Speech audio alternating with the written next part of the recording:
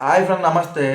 New year వచ్చిన తర్వాత నా అన్వేష్ ఇష్యూ అందరికీ తెలిసిందే. ఆ ఇష్యూ మర్చిపోతున్నారనే టైంలో కొంతమంది అయితే ఇలా వైరల్ చేశారు.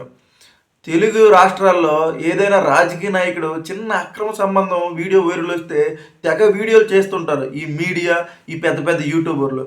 కానీ ఈ నా అన్వేష్ అనేవాడు దేశాన్ని, హిందూ మతాన్ని ఈ విధంగా కించపరిచి ఈ విధంగా మాట్లాడుతుంటే ఎవరు స్పందించట్లేదు, ఏం మాట్లాడడం లేదు. ఎందుకు? వాడు మిమ్మల్ని టార్గెట్ చేస్తాడనే అని భయపడుతున్నారని మాట్లాడేసరికి ఫేమస్ యూట్యూబర్ అయిన ఏజుడు అయితే ఇలా మాట్లాడడం జరిగింది.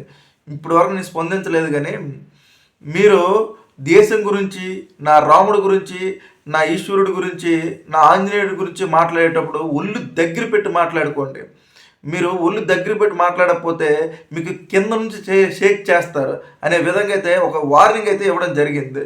ఆ వీడియో వైరల్ అయింది. ఇంతలోపే నాన్ వేస్ అయితే చూడడం జరిగింది. వీడియో నాన్ వేస్ చూసిన తర్వాత హ్యాపీ న్యూ ఇయర్ ఏజుడ్ గారు, ఓకే నా గురించి వీడియో చేసిన బాగానే ఉంది. మీరు అర్జెంట్కి వీడియో డిలీట్ చేయకపోతే మీకు 2026లో చుక్కలు చూపిస్తారని ఒక వార్నింగ్ ఇచ్చాడు. మీరు ఒక ఐఏఎస్ పిల్లలు ఎలా పెరిగారు, నువ్వెలా పెరిగావో నాకు తెలిసింది. మీ తమ్ముడు పోక్సో చట్టం కింద ఎలా కేసు నమోదైంది, అమ్మాయి పైన ఎలా అగత్యం చేశాడు, ఇవన్నీ రివీల్ చేస్తూ ఒక స్వీట్ వార్నింగ్ అయితే ఇవ్వడం జరిగింది. సరిగ్గా అతను వార్నింగ్ ఇచ్చిన 10 మినిట్స్కి అయితే ఏజుడు గారు చూడడం జరిగింది, చూసి డిలీట్ చేయడం జరిగింది. తర్వాత నేటిజన్లు అయితే ఇలాగ ట్రోల్ చేస్తున్నారు.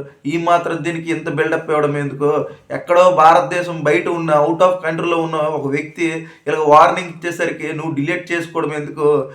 ఈ మాత్రం దీనికి ఇంత బిల్డప్లు ఎందుకు, ఈ మాటలు మాట్లాడుతామని తెగ ట్రోల్ చేస్తున్నారు అతన్ని. మరి అంతా కూల్ అయిపోయింది, ఎవరి పనులు బిజీగా ఉంటున్న టైంలో మళ్ళీ ఇలా కెలకడం, మళ్ళీ రెచ్చ మొదలవడం, మరి ఇది ఎక్కడికి వెళ్తుందో చూడాలి. ఇలాంటి మరిన్ని ఇంట్రెస్టింగ్ వీడియోస్ కావాలంటే నా ఛానల్కి లైక్ చేయండి, సబ్స్క్రైబ్ చేయండి.